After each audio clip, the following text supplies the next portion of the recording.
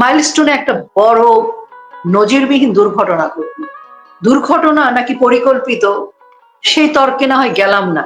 ওরকম একটা ঘটনায় যখন বিমান বিধ্বস্ত হলো মাইলস্টোনে, এত এত শিশু মারা গেল, এবং শিশু মারা গেল, এটা যদি সিম্পলি একটা দুর্ঘটনা ঘটতো সেখানে কিন্তু ব্যাপারটা নিয়ে খুব বেশি দূর যেত না। কিন্তু এটা দুর্ঘটনা না বলেই আমাদের বিশ্বাস, সে কারণে তারা লাশ লুকানো, আহত নিহতের সংখ্যা নিয়ে এক ধরনের লুকোচুরি, সমস্ত আলামত সরিয়ে নেওয়া, রাত ৩টার সময় সেনাবাহিনীর পাহারায় ডেড বডি সরিয়ে ফেলা, এবং ছাত্ররা যখন আন্দোলনে ফুঁসে উঠলো তাদেরকে গুলি করা, লাঠিচার্জ করা, এবং আন্দোলনটা তখন অন্য জায়গায় চলে গেল। তো মাইলস্টোনকে দিয়ে আসলে ইউনূস বাংলাদেশের জনগণের যে আবেগের জায়গা ছিল, গোপালগঞ্জের যে আদর্শিক চেতনা এবং মানুষ বারুদ হয়ে উঠেছিল, সেটা খানিকটা সরে এসে মাইলস্টোনে এসে দাঁড়ালো। এটা ইউনূসের খুব বড় একটা চাল ছিল, যে বিমান বাহিনীকেও ফাইনালি নামিয়ে দিয়েছে। যে বিমান বাহিনীর একটি যুদ্ধ বিমান বিধ্বস্ত হলো, সেই বিমানটি কিভাবে, কেন, কেমন করে, কোথায়, এগুলোর কিন্তু পরিপূর্ণ তথ্য এখনো গরমিল আছে। মাইলস্টোনের কতজন আহত নিহত সেই তথ্য নিয়ে বিভ্রান্তি আছে, এবং যারা মারা গেছে তাদের ডেড বডি হস্তান্তর নিয়ে অনেক রকমের লুকোচুরি, অনেক রকমের মিসম্যানেজমেন্ট চলছে। মানে পুরো ক্রাইসিস ম্যানেজমেন্টটা গভর্নমেন্ট করতে পারেনি। সেটা নিয়ে মাইলস্টোন আমাদের তখন আলোচনা সমালোচনার কেন্দ্রবিন্দুতে চলে এলো। সেই কারণেই গোপালগঞ্জের যে বারুদটা আসলে মানুষের মধ্যে চলে এসেছিল, বারুদটা বিস্ফোরিত হবে, সেটি বিস্ফোরিত না হয়ে মাইলস্টোনে চলে গেল। এটা একটা কারণ। আর আমার কাছে মনে হয় যে দলীয় নির্দেশনারও একটা ব্যাপার আছে, দলীয় শৃঙ্খলার ব্যাপার আছে। দলীয় নির্দেশনার নিশ্চয়ই বিধিনিষেধ আছে, যে এখন ঢাকা শহরে নামা হবে কিনা, বা মার্চ টু যমুনা হবে কিনা, মার্চ টু ঢাকা হবে কিনা, অনেক রকম কথাই আমরা সোশ্যাল মিডিয়ায় দেখছিলাম। তো কাজে সেটা তো নির্দেশনার একটা ব্যাপার আছে, আমার কাছে তাই মনে হয়। মানে এটাতে হতাশ হওয়ার কিছু নেই। সরকার সমর্থক একদল নাগরিক গোপালগঞ্জ গিয়েছিলেন। জি, গোপালগঞ্জে তারা ঘুরে এসে তারা একটা বিবৃতি দিয়েছেন। আপনি লক্ষ্য করেছেন বিবৃতিটা? আমি দেখেছি, তারপর আপনি বলেন। ওই বিবৃতিতে তারা কিন্তু দোষারোপ করেছেন নিষিদ্ধ আওয়ামী লীগের নেতা কর্মীদের। তারা এনসিপির মিটিং এ হামলা করেছে, হামলা করার পর ওই পরিস্থিতি তৈরি হয়েছে। মানে তাদের বক্তব্যটা অনেকটা এরকম যে এনসিপি গালি দিবে, এনসিপি খারাপ কথা বলবেন, এনসিপি চাইলে বুলডোজার দিয়ে গোপালগঞ্জ ঘুরিয়ে দেবে, এনসিপি চাইলে বঙ্গবন্ধুকে, মুজিববাদকে অনেক কথা বলতে পারবে, কিন্তু গোপালগঞ্জবাসী কিছু বলবে না। বাংলাদেশের অন্যান্য জায়গায় যেমন সবাই চুপ করে থাকে, গোপালগঞ্জ চুপ করে থাকে। এটা ওরা আশা করেছিল। ওরা আসার সময় থেকেই ভাবছিল যে গোপালগঞ্জে কোনো প্রতিরোধ হবে না অন্য জেলার মতো, কিন্তু গোপালগঞ্জে প্রতিরোধ হচ্ছে, কারণ তারা যাওয়ার আগে থেকে উস্কানি দিচ্ছিল। কিন্তু তারা যদি আশা করে থাকে যে গোপালগঞ্জ, যেখানে যে টুঙ্গিপাড়ায় ছোট্ট একটি খোকা বঙ্গবন্ধু হয়ে ওঠে, ওই মাটির একটা গরম আছে, মাটির একটা আদর্শিক বারুদ আছে। আর গোপালগঞ্জের স্পিরিটটাই ডিফারেন্ট। গোপালগঞ্জে কিন্তু গোপালগঞ্জবাসী, ওখানে রাজনৈতিক মতাদর্শের জায়গায় বিভেদটা কম। মানে গোপালগঞ্জবাসীর একটা চেতনা আছে, একটা গোপালগঞ্জবাসী হিসেবে কিন্তু এক ধরনের তারা ওন করে গোপালগঞ্জ। কাজে সেখানে আপনি যে বঙ্গবন্ধু, আপনি একটা অশালীন কথা বলবেন, সমাধি নিয়ে কথা বলবেন, মুজিববাদকে মুর্দাবাদ বলবেন গোপালগঞ্জের মাটিতে। গোপালগঞ্জ বাদ দিলাম, আমার বাড়িতে বসে যদি আমাকে গালি দেয়, আমি পারি বা না পারি, তারপরও তো আমি ঢিল ছুড়বো। আমার বাড়িতে বসে যদি আমার মৃত বাবাকে একটা কটু কথা বলে, আমি পারি বা না পারি, আমি শেষ নিঃশ্বাস ত্যাগ করার আগে হলো তো একটা লাঠি দিয়ে একটা বাড়ি দিব, একটা ইট ছুঁড়ে মারবো।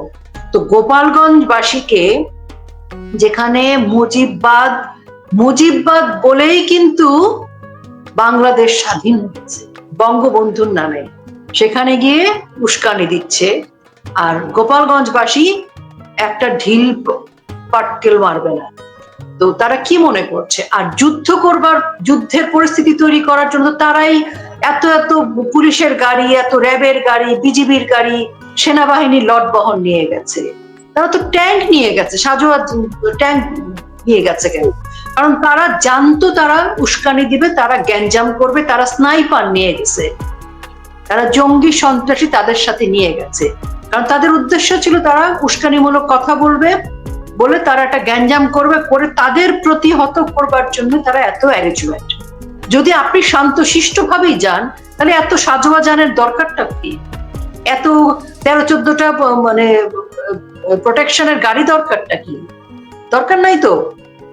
ওরা তো আসলে প্রস্তুত হয়ে আসছে মারামারি করবার জন্য, এবং নিজেরা মারামারি করার লোকজন নিয়ে আসছে, স্নাইপার, জঙ্গি, সন্ত্রাসী, সকল কিছু ওরা নিয়ে আসছে, এনে নিজেরাই মারামারি করেছে। গোপালগঞ্জবাসী তো, যে আপনি এর আগে বলছিলেন যে যারা সহ আরো 2-3 জন নারী কর্মী, তারা তো নারী কর্মীদেরকে এবং অন্যান্য কর্মীদেরকে ফেলে চলে গিয়েছিল, নিজেরা প্রোটোকল নিয়ে প্রোটেকশনে চলে গেছে। সাধারণ যে কর্মীরা ছিল, সাধারণ যে কয়েকজন নারী ছিল যারা সহ, তাদের তো কিছু হয়নি। তাদেরকে কি ধরে আটকে রাখতে পারতো না? যদি গোপালগঞ্জবাসীর ইচ্ছাই হতো মারামারি করবে, তাদেরকে তো করেনি। তাদেরকে আটকেও রাখেনি, তাদেরকে মারেও নি, কিছুই করেনি। কাজেই যে গেছে তার এই কথাটা বলতে হবে, এটা তার অ্যাসাইনমেন্ট। উনি এটাই বলেছে। উনি যদি ওটা গিয়ে না বলে অন্য কথা বলতো, বরং আমরা বিস্মিত হতাম। তাদের পক্ষের লোকজনের এসব কথাই বলতে হবে। এখন দেখেন সারা পৃথিবী দেখেছে তারা কিভাবে ওখানে গণহত্যা চালিয়েছে, কি করে নির্যাতন করেছে, তার সেনাবাহিনী কিভাবে গুলি করেছে। সেনাবাহিনী জুলাইতে যে ছবি নিয়ে ওরা এত সমালোচনা করেছে, মাটিতে শুয়ে যখন গুলি করে সেটা হাঁটুর নিচে গুলি হয়, আর যখন এইম করে গুলি করে তখন বুকের ওপর থেকে গুলিটা লাগে, মানে তখন যে কোনো মানুষ মারা যেতে পারে। তো তাদের বডি ল্যাঙ্গুয়েজ তো ছিল যুদ্ধ পরিস্থিতির মতো, স্ট্রেট গুলি করা। এবং যে গালি দিয়ে, তারা তো বলছিল গুলি করার কথা, গাড়িতে যেতে যেতে বলছিল AK-47 রেডি করতে। এই ভিডিও, এই অডিও আমাদের সবার কাছে তো আছে। যেভাবে বুটের নিচে একটা ছেলেকে পিষে মারলো, ধরে নেয়ার 5 মিনিটের মাথা ছেলেটা মৃত। কেন? পুলিশ তাকে ধরে নিয়ে যাচ্ছে, তাহলে পুলিশ আর সেনাবাহিনীর সামনে তাকে কে গুলি করলো, কে তাকে মারলো? তো তারাই তো এটা করেছে। তাদের প্রয়োজন ছিল গোপালগঞ্জবাসীকে দমাতে হবে, থামাতে হবে, গোপালগঞ্জবাসীকে দাবায় রাখতে হবে। সেটা তো সম্ভব না। আজকে 28 তারিখ, 5 তারিখ পর্যন্ত এই সময়টা কি স্পর্শকাতর আপনাদের জন্য? অবশ্যই। দেখেন ওরা হচ্ছে কিরকম, মানে সুইসাইডাল টাইপের এক একটা বোম। যে মানুষ নিজের দেশ ধ্বংস করে, আমি তো তাকে বলবো একটা জ্বলন্ত চলাফেরা করা একটা মুভিং বোম। মানে তার কাছে দেশ নিরাপদ না। দেশ নিরাপদ যদি না হয়, তাহলে তার পরিবার নিরাপদ না। তার মানে দেশ নিরাপদ না যার কাছে, তার কাছে তো কেউই নিরাপদ। এবং ওদের পক্ষে সবকিছু সম্ভব। ওরা জুলাইতে, অগাস্টে নিজেরা নিজেদের লোকজনকে এইম করে, টার্গেট করে হত্যা করেছে। মুগ্ধ বা আরো অন্যান্য যে 7.62 বুলেটে মারা গেছে, তাদের হেডশট সব এইম করে করে মারা, স্নাইপারদেরকে দিয়ে মারা। এবং তারা মেটিকুলাসলি ডিজাইন করে সেই লাশের রাজনীতি করছে। এখনো যে করবে না তার তো কোনো নিশ্চয়তা নাই, এখনো করতে পারে। কেন করবে না? তারা চায় দেশে খারাপ পরিস্থিতি হোক, গৃহযুদ্ধের মতো পরিস্থিতি থাকুক।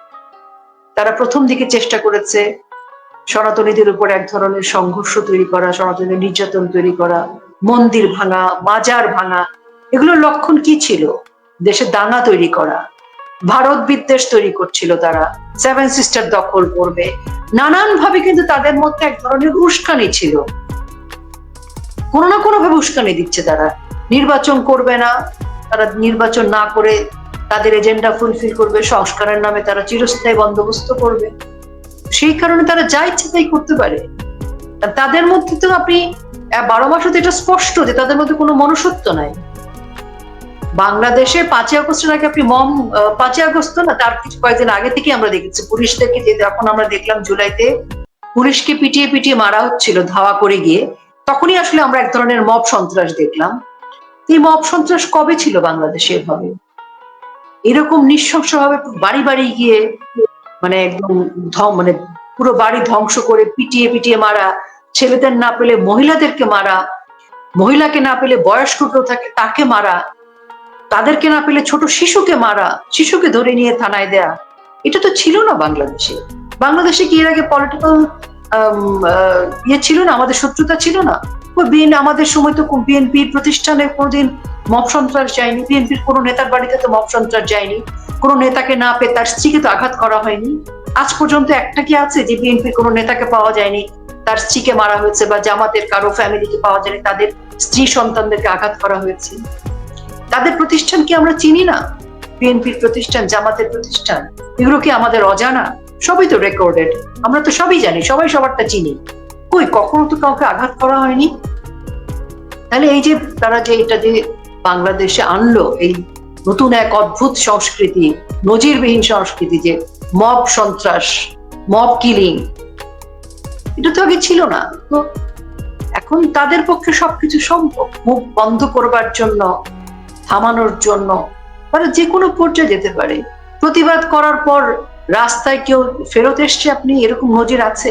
আমরা তো পালিয়ে আছি দেখে হয়তো টিকে আছি, কিন্তু আমি কি রাস্তায় গিয়ে 1 ঘন্টা টিকবো? টিকবো না তো। আমি কেন, আমার কথা বাদে দিলাম, অনেক অচেনা অজেনা সাধারণ একটা মানুষও প্রতিবাদ করেছে, সে মার খায়নি রাস্তায়, এরকম ঘটেনি। একদম অজানা একটা মানুষ, সে হয়তো একটা কথা বলেছে, ন্যায্য কথা, সেটা হয়তো আওয়ামী লীগের পক্ষেও না, কিন্তু সেও মার খেয়েছে। এমন না যে শুধু আওয়ামী লীগ মার খাচ্ছে ন্যায্য কথা বলার জন্য, সাধারণ একটা মানুষকেও মারছে। সেই জন্য যে রিক্সাওয়ালা যে স্যালুট দিয়েছিল, সেও তো মার খেয়েছে। সে যখন বলেছে এদেরকে সমর্থন করে তো ভুল করেছি, এ কথা বলার জন্য তাকে মেরেছে না, জুতার গলা তার গলাও তো উঠেছে। কিন্তু সেই শিক্ষকরা মার খেয়েছে, এবং শিক্ষকরা তো মানে এর চেয়ে কি, মানে এটা ভাষায় বর্ণনা করাও খুব খারাপ লাগে। শিক্ষকদের কি নির্মম ভাবে অপমান করে অত্যাচার করা হচ্ছে। মুক্তিযোদ্ধার গলায় মালা, মুক্তিযোদ্ধাদের তো মাথা ফেটেছে। তাহলে আপনি মানে কে আসলে নিরাপদ? বিশ্ববিদ্যালয়ের শিক্ষক বলেন, মুক্তিযোদ্ধা বলেন, কেউ তো নিরাপদ না। সব মিলিয়ে তো আপনাদের খারাপ সময় চলছে। এই সময়ে তাজউদ্দিন আহমেদের ছেলে মেয়েদের বক্তব্য কি ঘরের শত্রু বিভীষণ? এটা হয়েছে কি, একদম শুরুতে একটা কথা বলছিল যে কিছু কিছু আওয়ামী লীগকে নিশ্চিহ্ন করে দেবে, কিছু কিছু আওয়ামী লীগকে কিনে ফেলবে, কিছু কিছু আওয়ামী লীগকে ভয়ভীতি দেখাবে, মানে তার কথার তর্জমাটা এরকম, মিলেমিশে যাবে কেউ কেউ, আওয়ামী লীগ নিশ্চিহ্ন হয়ে যাবে। আওয়ামী লীগ তো নিশ্চিহ্ন হয়নি, 4 লাখ আওয়ামী লীগ জেলে, কিছু বাইরে, আর বাকিরা তো বাংলাদেশে থেকে দাপিয়ে বেড়াচ্ছে, বাকিরা গোপনে থেকেও দাপিয়ে বেড়াচ্ছে। মানে আমরা গোপনে, তারপরও সেনাবাহিনীকে নামতে হচ্ছে সাজোয়া যান নিয়ে। তার মানে আওয়ামী লীগ কত স্ট্রং ভাবে বাংলাদেশে অবস্থান করছে, যে মানে সকল বাহিনীকে নামাতে হচ্ছে ইউনুসের। সেখানে ডিসেম্বরের 30 তারিখে যখন সার্জিসরা মুজিববাদের কবর দিয়ে সংবিধান বিলুপ্ত করে তারা একটা বড় সমাবেশ ডাক দিয়েছিল, তো এই ইন্টারভিউটা নভেম্বরের দিকে রেকর্ড করা প্রথম আলো। আমার ধারণা তখন মুজিববাদের পতন ঘটানোর তারা সফল হলে এই ইন্টারভিউটা সাকসেসফুলি তারা হয়তো প্রমোট করত। আবার ধরেন যখনই গোপালগঞ্জের বিষয় আসছে, গোপালগঞ্জে মুজিববাদ শব্দটা বারবার আসছে, মুজিববাদ কবর দেওয়া হবে, মুজিববাদের মুর্দাবাদ, এ কথাগুলো কিন্তু বারবার বলছিল সার্জিসরা, হাসনাতরা। তো তখন আবার যেহেতু মুজিববাদ এত স্ট্রং, বঙ্গবন্ধু এত স্ট্রং একটা পজিশনে, তাদের তো নতুন আওয়ামী লীগ লাগবে, রিফাইন আওয়ামী লীগ, কি কি সব শব্দ তারা আবিষ্কার করছে। কিন্তু আমি মনে করি কি জানেন, যদি এগুলো তাদের চেষ্টা অপচেষ্টা আওয়ামী লীগকে ভাঙার, এরকম চেষ্টা থাকতেই পারে, কিনতেই চাইতে পারে। স্থানীয় সরকার নির্বাচন তারা এই জন্য আগে চেয়েছিল, যাতে আমাদের জনপ্রতিনিধিদেরকে কিনে ফেলতে পারে, ভয় দেখাতে পারে, এগুলো তাদের মানে অসফল প্রচেষ্টা। তবে আমি তাজউদ্দিন আহমেদ, উনি আমাদের জাতীয় চার ওনার প্রতি আমার অপরিসীম শ্রদ্ধা। কারণ বঙ্গবন্ধুর ভীষণ বিশ্বস্ত স্নেহের, বঙ্গবন্ধুর বইতে পরতে পরতে তার কথা। আমার কাছে মনে হয় যে তাজউদ্দিন আহমেদের এই দুই সন্তানকে নিয়ে আলোচনা করাটাই বৃথা, সময় নষ্ট। এই দুজনের মানে আপাদমস্তক পুরোটাই হচ্ছে গিয়া মিথ্যাচারে ভরা। দেখেন, সে যে এখন এত কথা বলছে, তার দুই বোন, তার এক বোন 3 টার্ম বাংলাদেশে সংসদ সদস্য থেকেছে, সোহেল তাজ নিজে একবার প্রতিমন্ত্রী থেকেছে। তো তার তো প্রথমে গিয়ে নিজের বাড়ি ভাঙা উচিত, নিজের বোনকে পিটানো উচিত মদ দিয়ে, এবং তার নিজের মাথা নিজের ফাটানো উচিত সোহেল তাজের। আর তারপরে আপনি একটা জিনিস দেখেন, সোহেল তাজের যোগ্যতা কি? সে যে প্রতিমন্ত্রী হয়েছিল, বডি বিল্ডিং 6 প্যাক ছাড়া তার আর কি যোগ্যতা? তার যে যোগ্যতা, বা তার এবং তার বোনের, যে দুজন এখন এত কথা বলছে, তারা তো তাদের যে বাড়ি কাপাসিয়া, ওখানে তো স্থানীয় কোনো ক্লাবের নির্বাচনে এসে ওখানে সেক্রেটারিও হইতে পারে। এত কোনো যোগ্যতাই নাই। যদি ওনাদের নামের পাশ থেকে তাজউদ্দিন আহমেদের নামটা সরাই দেওয়া, কোথায় জায়গা পাবে? দাঁড়াইতেই তো পারবে না 1 মিনিট। আমি রোকেয়া প্রাচী, আপনি কিন্তু নিজের যোগ্যতা এখানে আসছি, আমাদের সাথে কিন্তু কোনো নামের সাইনবোর্ড নাই। আমাদেরকে দেশের মানুষ চিনে আমাদের যোগ্যতা, আমরা এটা অর্জন করেছি। সোহেল তাজের অর্জন কি? কি যোগ্যতা? সরি, মানে কয়েকটা বিয়ে শাদী করা, স্ক্যান্ডাল ছাড়া, বডি বিল্ডিং ছাড়া ওনার কি যোগ্যতা? উনাকে বঙ্গবন্ধু কন্যা অনেক বেশি সম্মান দিয়ে ফেলেছিলেন, প্রতিমন্ত্রী বানিয়েছেন, এবং বঙ্গবন্ধু কন্যা এখনো বলেন ওদেরকে নিয়ে কোনো কথা বলবা না তোমরা। আমরা কথাই বলতে চাই না, কিন্তু জ্বালা যাচ্ছে গত 12 মাস, কথা বলেই যাচ্ছে ওনারা, এবং কথার লেভেলটা এরকম। আমি কিন্তু বিরক্ত হচ্ছি, উনি তাজউদ্দিন আহমেদকে ছোট করছে। বঙ্গবন্ধু এমন এক হিমালয়, বঙ্গবন্ধুকে সোহেল তাজ বা তার বোনের কোনো পক্ষে সম্ভবই না টলানো, কিন্তু তারা যেটা করতে, পিতাকে ছোট করছে। তাজউদ্দিন আহমেদের যে গৌরব অর্জন, সেটাকে তারা ছোট করছে। এবং তাদের মা, যিনি একসময় বাংলাদেশের উনি বাংলাদেশের সভাপতি হয়েছিলেন এবং খুবই ক্রান্তিকালে উনি দায়িত্ব নিয়েছিলেন, নিজের মাকে ছোট করছে। তারা কি প্রমাণ করতে চাচ্ছে? তাজউদ্দিন আহমেদ বড় নেতা, বঙ্গবন্ধু কেউ না। একথা বলার মানে একথা বলে নিজেদেরকেই হাস্যকর বানাচ্ছে।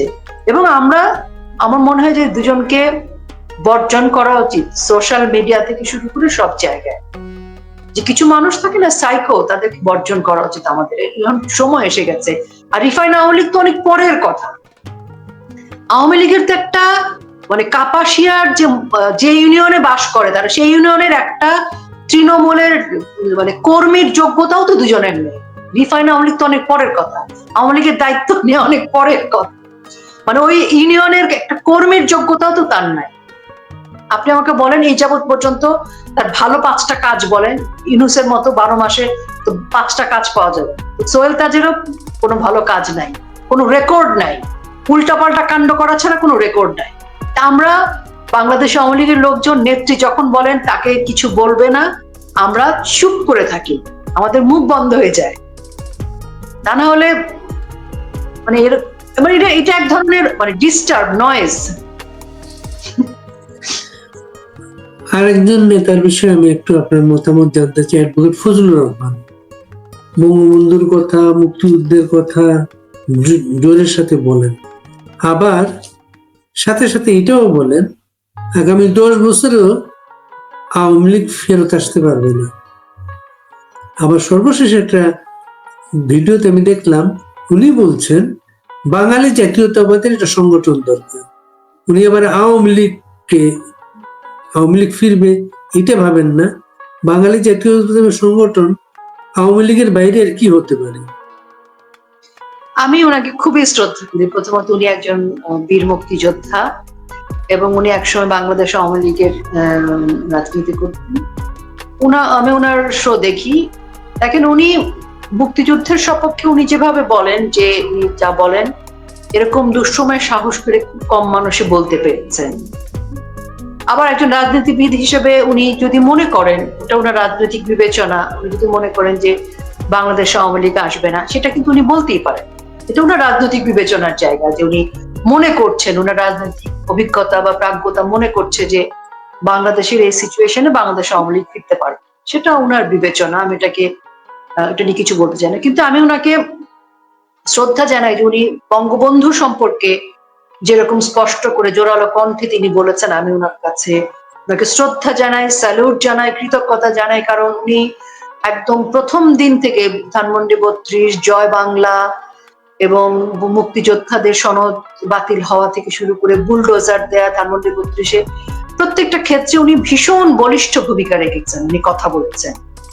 এবং এই কথাগুলো আমি মনে করি যে কিছু কিছু সময় দেশের পক্ষে দাঁড়িয়ে, মুক্তিযুদ্ধের পক্ষে, স্বাধীনতার পক্ষে দাঁড়িয়ে কথা বলাটা অনেক জরুরি, সেটা উনি বলেছেন। স্বাধীনতা বিরোধীদের বিরুদ্ধে উনি খুব শক্তভাবে দাঁড়িয়েছেন, একজন মুক্তিযোদ্ধার ভূমিকায় উনি ছিলেন এবং এখনো আছেন। এবং সেটার জন্য অনেক প্রাণনাশের হুমকি থেকে শুরু করে গালাগালি অনেক কিছু নাকি শুনতে হচ্ছে, কম নির্যাতন উনি সহ্য করছেন না। উনি নতুন করে জাতীয়তাবাদের কথা বলেছেন, উনার যে রাজনৈতিক আদর্শ, উনি যে মুক্তিযুদ্ধের চেতনায় বিশ্বাস করেন, উনার সে জাতীয়তাবোধ আমি বিশ্বাস করি যে মুক্তিযুদ্ধের সপক্ষে, স্বাধীনতার পক্ষেরই সেটি হবে।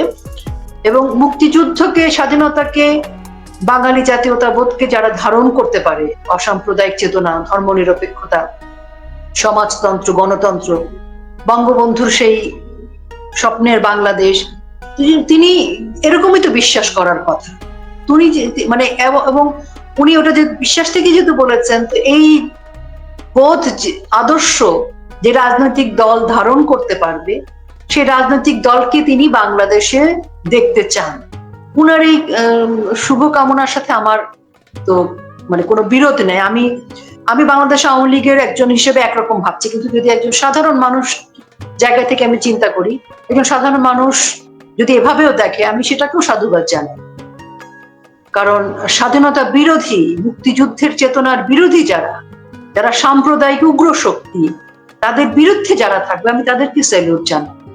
মুক্তিযুদ্ধের পক্ষে থাকাই তো একজন মুক্তিযোদ্ধার আদর্শ। এবং যারা এই মুহূর্তে আপামর জনসাধারণ যারা বলেন যে আমরা বাংলাদেশ আওয়ামী লীগ করি না, কিন্তু আমরা বঙ্গবন্ধুকে শ্রদ্ধা করি, বঙ্গবন্ধুকে ভালোবাসি, আমরা মুক্তিযুদ্ধের আদর্শকে চাই, আমরা স্বাধীনতার পক্ষের মানুষ, আমরা কোনো যুদ্ধাপরাধীকে চাই না, রাজাকার চাই না, আমি সেটাকে স্যালুট করি। সবাই আওয়ামী লীগ করতে হবে জরুরি না, বাংলাদেশের পক্ষে থাকতে হবে, যেটা আমি মনে করি। মুক্তিযুদ্ধের পক্ষে, স্বাধীনতার পক্ষে আমার বঙ্গবন্ধু, আমার আদর্শ নেতা, বঙ্গবন্ধুকে শ্রদ্ধা করছেন, ভালোবাসছেন, বঙ্গবন্ধুর নীতি আদর্শকে ধারণ করছেন, সেই বাংলাদেশই তো আমরা গড়তে চাই। আওয়ামী লীগ ধারক হিসেবে, বাহক হিসেবে নেতৃত্ব দিয়েছে সব সময়, এবারও আওয়ামী লীগ নেতৃত্ব দিবে, যদি আওয়ামী লীগ নেতৃত্ব দিতে পারে। জনগণকে সাথে নিয়ে আওয়ামী লীগ নেতৃত্ব দেওয়ার সেই জায়গায় সারা জীবন থেকেছে, এবারও থাকবে। তখন আমাদের সাথে মুক্তিযুদ্ধের পক্ষের মানুষরা, কেউ আমাদের সাথে থাকবেন, কেউ আমাদের সমর্থন করবেন, কেউ আমাদেরকে বুদ্ধি দিবেন, সমালোচনা করবেন। সমালোচকেরও প্রয়োজন আছে। থাকতে পারবো কিনা জানি না, তবে আমাদের বাংলাদেশ ভালো নেই। বাংলাদেশের জন্য আসলে আমাদের নিজেদের সাবধানতার খোলস থেকে বেরিয়ে আসতে হবে খুব শিগগিরই। আমরা সেই ডাকের অপেক্ষায় আছি। বঙ্গবন্ধু কন্যা অচিরে আমাদের নির্দেশ দিলে আমরা আমাদের সাবধানতার খোলস ভেঙে বাংলাদেশের জন্য আমরা ঝাঁপিয়ে পড়ব। ওরা আসুক, কথা বলি। এবং সবকিছু তিনি মেনে নিচ্ছিলেন এবং বারবার কিন্তু বলছিলেন, উনি যা বলছিলেন, উনি যতই বোঝাচ্ছিলেন সেটা কেউ কর্ণপাত করেনি। এবং তখন এমন একটা মানে বঙ্গবন্ধু কন্যার বিরুদ্ধে এমন একটা নেগেটিভ ব্র্যান্ডিং করা হলো ওনার সম্পর্কে, ওনার ইমেজকে নিয়ে, বাংলাদেশের প্রশাসনকে নিয়ে, বাংলাদেশ আওয়ামী লীগকে নিয়ে এমন একটা নেগেটিভ ব্র্যান্ডিং করা হলো, সোশ্যাল মিডিয়া, অনলাইনে যেন সত্য কথা আর কোথাও খুঁজে পাওয়া যাচ্ছিল না, আমাদের সত্যগুলো হারিয়ে যাচ্ছিল। এবং মুক্তিযুদ্ধের স্লোগানকে, বঙ্গবন্ধুর সংলাপকে, বঙ্গবন্ধুর বক্তৃতার অংশকে তারা ব্যবহার করে তারা জনগণকে ধোঁকা দিয়েছিল। তারা কিন্তু মুক্তিযুদ্ধের কথাই বলেছে, বঙ্গবন্ধুর অনেক বিখ্যাত উক্তিকে ব্যবহার করে করে, স্লোগান দিয়ে, প্ল্যাকার্ড বানিয়ে তারা সাধারণ মানুষকে বোঝানোর চেষ্টা করেছে তারা মুক্তিযুদ্ধের পক্ষে, তারা মুক্তিযুদ্ধকে নিয়ে কথা বলছে, মানে এরকম একটা বিভ্রান্তির চেষ্টা তারা করেছিল। কিন্তু আমরা সকলেই কিন্তু বলার চেষ্টা করেছি যে এটা মিথ্যা, তাদের এটা প্রতারণা। কিন্তু সাধারণ স্বতঃস্ফূর্ত কিছু মানুষ বুঝতে পারেননি, আবেগ তারা তাড়িত হয়েছেন। আর সেই সময় ডিপ স্টেট কনস্পিরেসির সাথে যারা সম্পৃক্ত ছিল, শিক্ষক, শিল্পী, কবি, সাহিত্যিক, সাংবাদিক, গণমাধ্যমগুলো, মানে এমন ভাবে সোশ্যাল মিডিয়া এবং টেলিভিশন গুলোতে এমন ভাবে সংবাদ প্রচার করা হলো, মানে দুঃখজনক। মনে হচ্ছিল যে পৃথিবীতে এর চেয়ে নৃশংস সময় বোধহয় শাসক বা শাসন ব্যবস্থা বোধহয় নেই। অথচ আজকে যদি আমরা তুলনা করি, মানে আজকের হিসেবে সেটা কিছুই ছিল না। সেই মিথ্যাচার তো মানে কিছুই না, মানে দশানাও যদি বলি সত্য, সেটাও কিছু না। আজকে যেভাবে গণহত্যা হচ্ছে, যেভাবে স্বৈরাচারী শাসনতন্ত্র চলছে, শোষণ চলছে, তখন তো এগুলো ছিল না। কিন্তু ওই যে মিথ্যাচার, সেই মিথ্যার মধ্যে, সেই ষড়যন্ত্রের মধ্যে আমরা হেরে গিয়েছিলাম। সেদিন দেশ হেরে গিয়েছিল। লুই কান বিখ্যাত স্থপতি, তার নকশায় জাতীয় সংসদ ভবন, শেরেবাংলা নগরের সেই ক্যাম্পাসটা গড়ে উঠেছিল। সেই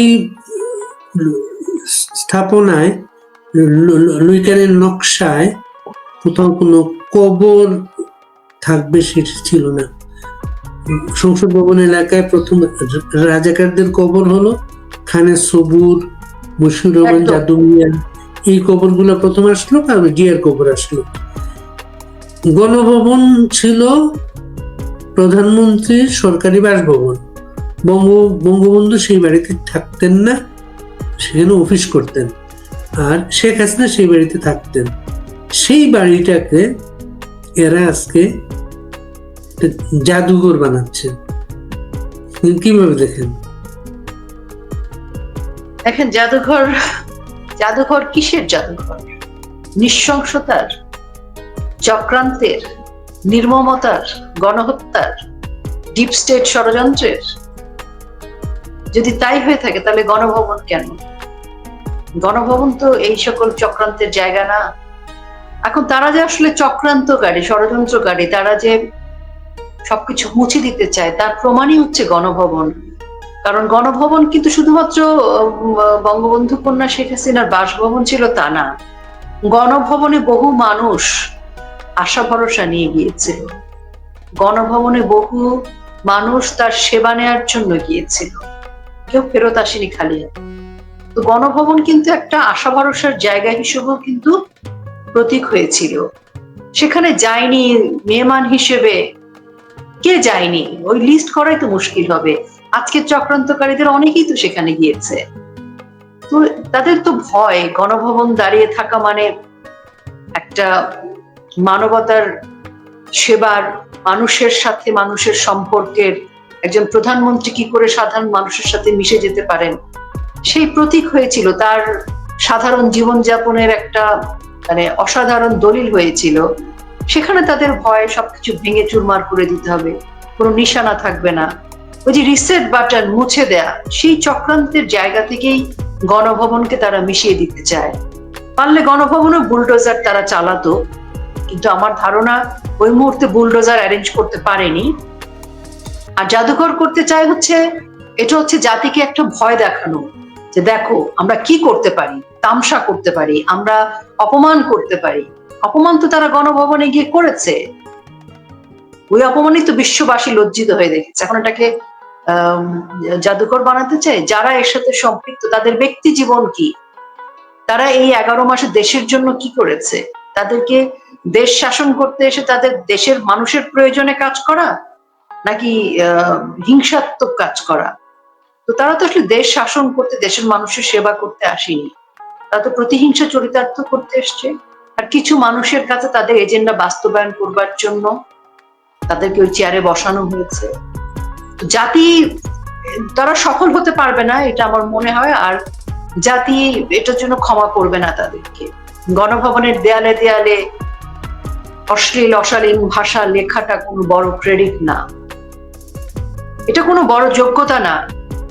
একটা প্রতিষ্ঠানকে ধ্বংস করে দেওয়া এটা কোনো যোগ্যতার বিষয় না, এটা কোনো সফলতা নয়। এগুলো মানুষ বুঝতে পারে, সাধারণ মানুষ হয়তো ভয় কথা বলে না, সাধারণ মানুষ। ইতিহাসে এগুলো লেখা থাকবে।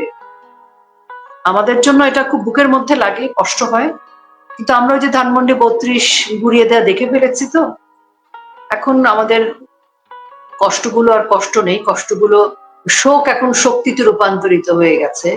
এখন আর অশ্রু ঝরে না, রক্ত ঝরে। এর বিচার ইনশাল্লাহ হবে একদিন। গোপালগঞ্জে আমরা মানুষের প্রতিরোধটা দেখেছি গোপালগঞ্জে, তারপরে সেই প্রতিরোধটা আড়াল করা হলো। এখানে স্কুলের উপরে যে বিমানটা ভেঙে পড়লো, এরপর নতুন করে যেটা সামনে আসছে চাঁদাবাজদের গ্রেপ্তার, এবং চাঁদাবাজিকে কেন্দ্র করে তাদেরই একজন নেত্রী উমামা পক্ষত্যাগ করেছেন। উনি টেলিভিশনে এসে বলেছেন, সামাজিক যোগাযোগ মাধ্যমে বলেছেন, তিনি কল্পনায় ভাবতে পারেননি এই ধরনের অর্থনৈতিক কেলেঙ্কারি সৃষ্টি হবে। কিভাবে দেখেন? আমি তার এই কান্না বা বক্তব্যের সাথে আমার কোনো সিম্প্যাথি নেই, কারণ উনি 12 মাস লাগলো চাঁদাবাজি দুর্নীতি দেখতে। 12 মাস পরে ওনার মনে হলো পদত্যাগ করা দরকার, খারাপ কিছু হচ্ছে। সিম্পলি একজন নারী হিসেবে এতগুলো যে ধর্ষণ, এতগুলো নারীর উপরে এত যে খড়গ আসলো, নারীদের অসম্মান করা, নারীদের শালীনতা নিয়ে, নারীদের পোশাক নিয়ে, নারীদের কাজ নিয়ে যে এত নারীদের উপরে আক্রমণ হলো, সামাজিক অর্থনৈতিক মানে সকল ক্ষেত্রে নারীরা কিন্তু বিপর্যস্ত হয়েছে। এগুলো দেখে তার মনে হয়নি যে খারাপ কিছু ঘটছে? তারপরে উপদেষ্টাদের এপিএসটা দুর্নীতি করেছে, উপদেষ্টাদের সম্পর্কে নিয়োগ বাণিজ্যের কথা আসতেছে, তদবিরের কথা আসছে, সেগুলো নিয়ে তার কানে আসেনি। এতদিন কানে তার কি সমস্যা ছিল? এত কিছু ঘটে গেল দেশে, এত দুর্নীতি, এত তদবির, এত কিছু, এত অনিয়ম, এত গণহত্যা, এত কিছু তো তার টনক নড়লো না। আর টনক নড়লো ওই একটি ছেলের বিষয়ে।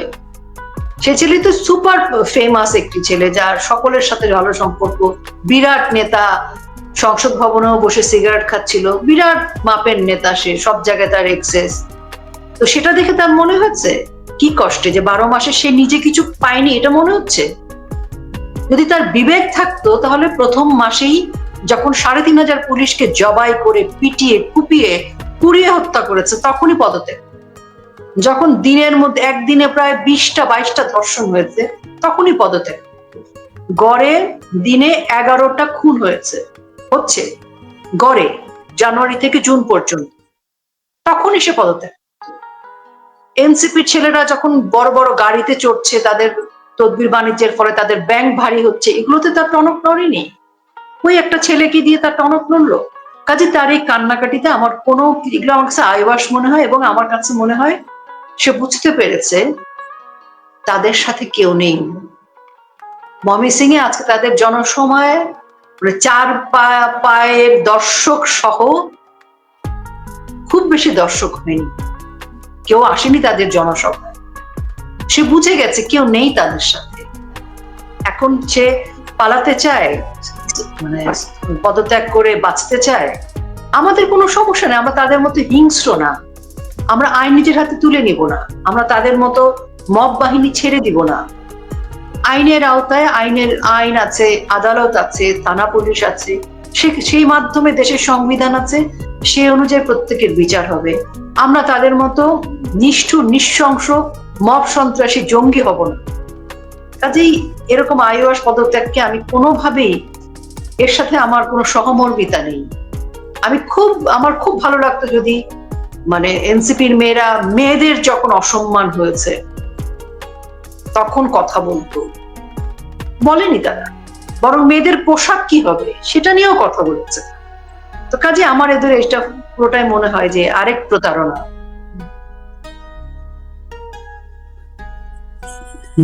যারা নামে তাদের একটা নেত্রী গোপালগঞ্জে, গোপালগঞ্জের সবাই যখন পালিয়ে আসলো শাহজাহানের ভেতর করে, যারাকে কেউ নিয়ে আসে নাই, যারাকে গোপালগঞ্জের মানুষ অসম্মান করে নাই, যে যারাকে নিরাপদে বেরিয়ে যেতে দেখেছে।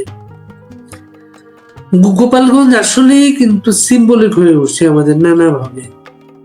সেই গোপালগঞ্জে আজকেও কথা বললাম, গোপালগঞ্জে মানুষ কেউ আর বাড়ি ঘরে ঘুমাতে পারে না, নৌকায় ঘুমায়, বিলে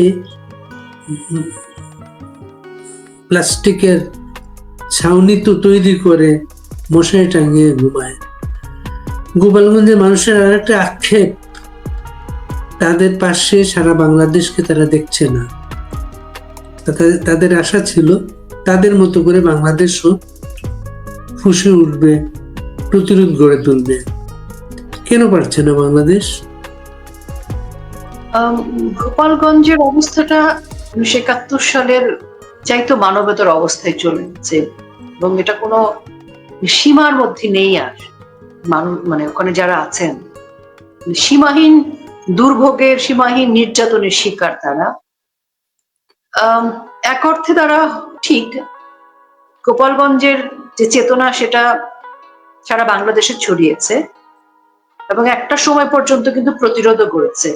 চকরিয়াতে কিন্তু সমাবেশ করতে পারেনি, কক্সবাজারে সমাবেশ করতে পারেনি, চিটাগং বলেন, আজকে ময়মনসিংহ কিন্তু তারা সমাবেশ করতে পারেনি, শেরপুরে পারেনি, আসলে কোথাও পারেনি।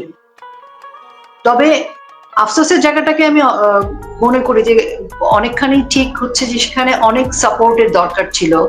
সেই সাপোর্টটা শুধুমাত্র যে ধরেন সশরীরে যে তা না, ওখানে অনেক রকম সাহায্য, মানে অর্থনৈতিক সাহায্য দরকার ছিল, মানসিক সাহায্য দরকার ছিল, সেটা সম্ভব হয়নি। তবে ইন্টারনেট বন্ধের কারণে অনেকের সাথে যোগাযোগ রাখা সম্ভব হয়নি, এটাও একটা বড় ব্যাপার। মানে ইন্টারনেটের কারণে আমার নিজেরই যাদের সাথে যোগাযোগ ছিল, অনেকের সাথে যোগাযোগ ধারাবাহিকভাবে রাখা সম্ভব হয়নি। তবে সারা বাংলাদেশে যেভাবে গোপালগঞ্জ জেগেছে, সেভাবে ঢাকা শহর বা অন্য জায়গায় কেন জাগলো না, এটা একটা রাজনৈতিক প্রশ্ন। দলীয় নির্দেশনার বিষয় আছে যে একইভাবে বাংলাদেশেও সেভাবে ফুসে উঠবে কিনা, হয়তো উঠত, পরিস্থিতিটা সেইখানে চলে গিয়েছিল। এবং গোপালগঞ্জের কে যেভাবে তারা টার্গেট করেছিল, আমাদের প্রত্যেকের, আমরা গোপালগঞ্জবাসী না হলেও এটা কিন্তু আমাদের নিজ প্রত্যেকটা মানুষের আদর্শিক চেতনার জায়গায় আঘাত করেছে, এবং সবাই কিন্তু প্রস্তুত হয়ে গিয়েছিল যে ঢাকাতে সবাই নেমে যাবে, যার যার জায়গায় সবাই প্রতিরোধ করে দিবে, এবং এটা একটা বিস্ফোরণ ঘটবে। এই বিস্ফোরণটাকে ঠেকানোর জন্য, এবং সেই সময় কিন্তু আমরা বলছিলাম যে সেনাবাহিনী, বিজিবি, পুলিশ, নৌবাহিনী সবাই কিন্তু নেমে গেছে এনসিপির পাশে, বাকি আছে বিমান বাহিনী। এটা খুব প্রচলিত কথা চলছিল তখন, এবং ফাইনালি বিমান বাহিনীও কিন্তু নেমে গেল। বিমান বাহিনী কেমন করে নেমে গেল